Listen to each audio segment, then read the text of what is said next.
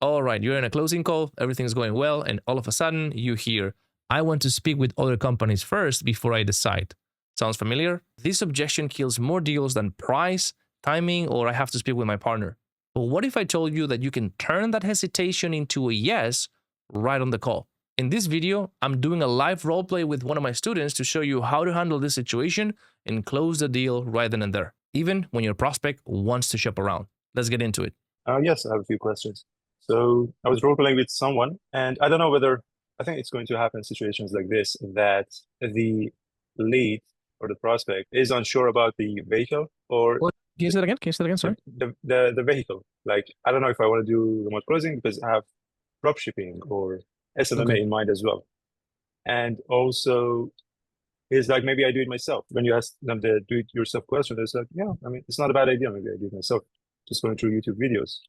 Or is not sure about the coach. So when you ask them, there are so many different coaches, why not go with them? Why do you want to go with this coach specifically? So this is one part of my question. The other part is it better to ask these questions upfront in the discovery or wait until you drop the price? And if they have any objections in this regard, you handle it there and then. No, so it's better to handle after getting the pain. It's better to just go for pain first, and then once you get pain, then you can start these questions.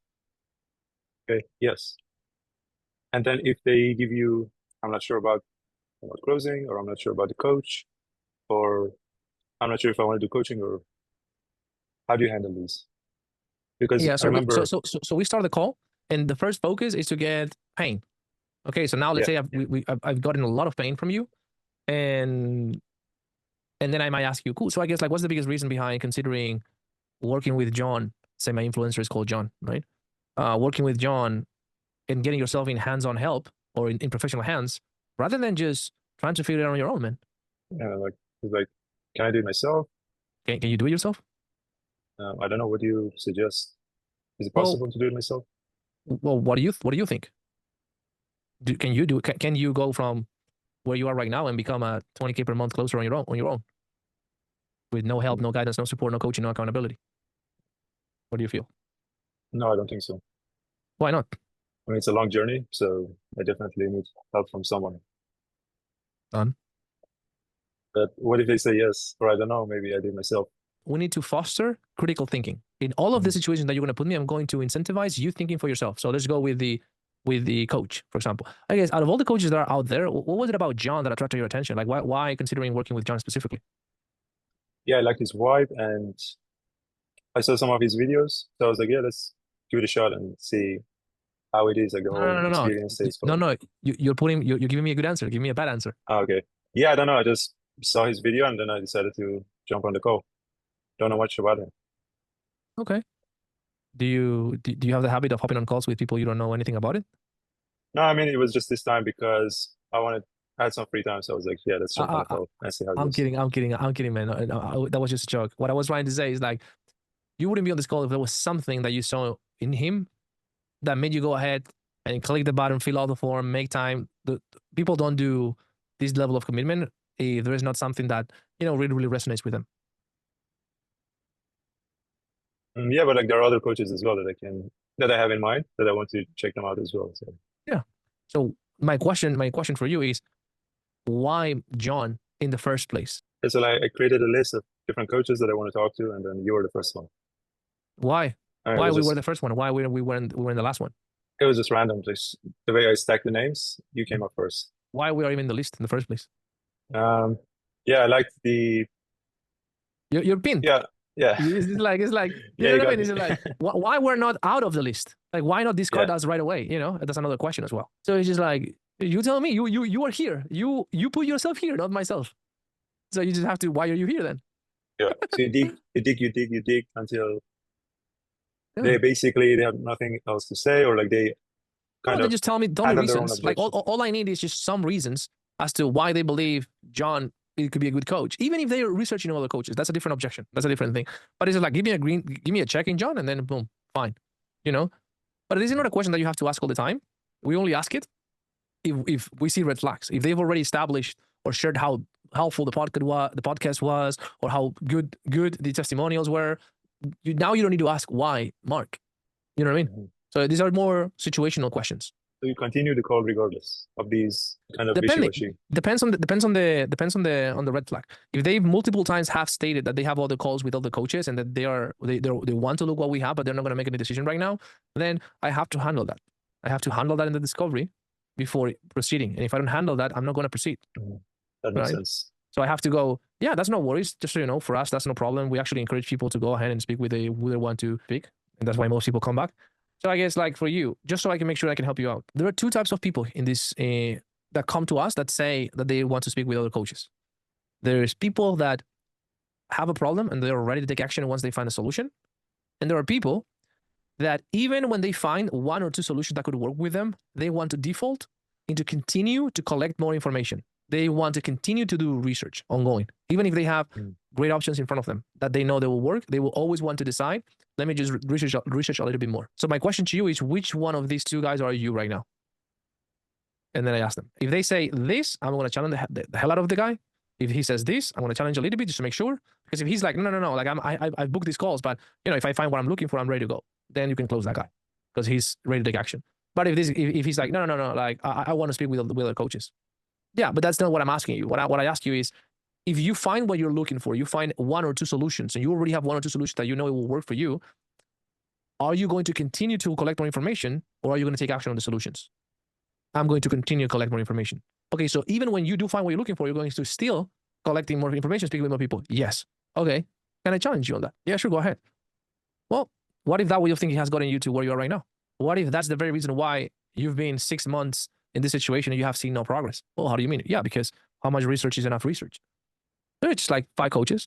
Well, how do you know it's just 5 coaches? Why 5 and not 50? Well, because I saw 5 ads. Well, what doesn't tell you that tomorrow you're not gonna see another 3 ads? And that's what, another 3 coaches? Yeah, no. It's just like I just said myself that I'm gonna speak with 5 coaches only. Why 5? Well, I don't know. I think 5 is enough. Okay, so if you speak with 5 and you just find 3, then what's next? Then I would just decide on one of the 3. Okay, so even though you find one that works, you still collect information. Then you find another one that works, you still collect information. You find another one that works, is good. You still collect information until you get to the count of 5, and you don't take any action until you get to the count of 5. Yes, because I want to find the best 3. Okay, cool. That's totally cool with us.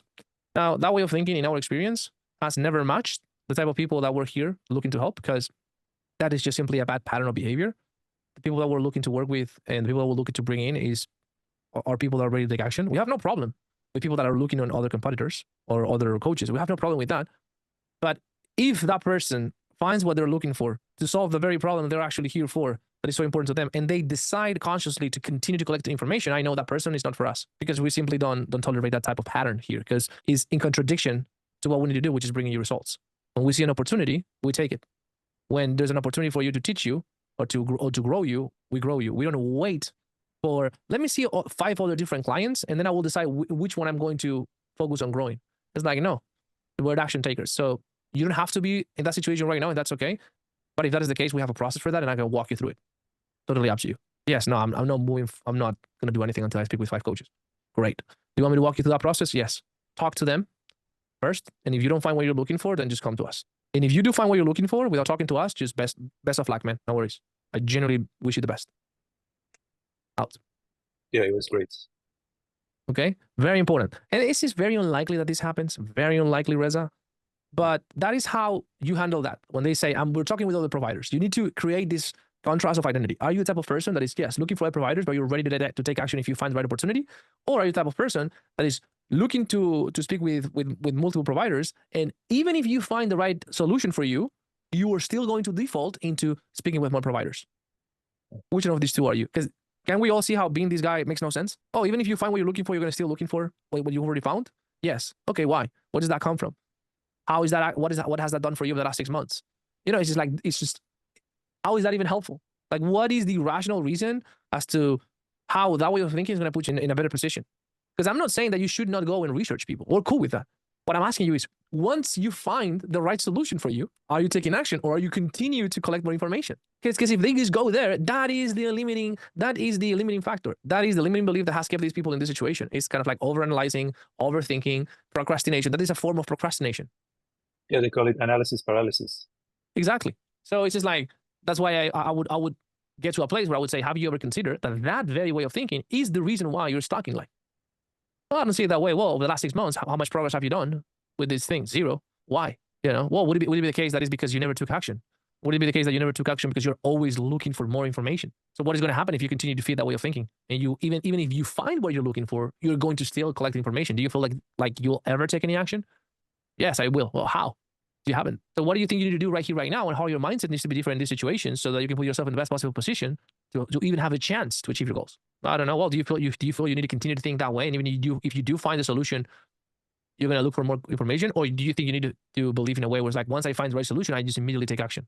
Yeah, I immediately take action. Are you sure, or are you just being polite? Okay, and is that truly coming from a place of truth, being genuine with yourself, or just because I'm here? No, yeah, you're right, bro. Like, if I want to make a change, if I find what I'm looking for, yeah, I have to take action. Okay. Are you sure? Yes. Again, I'm not trying to force you to anything. I'm just showing you a different perspective. You tell me which one is more beneficial. No, yes, you are right. Okay, cool.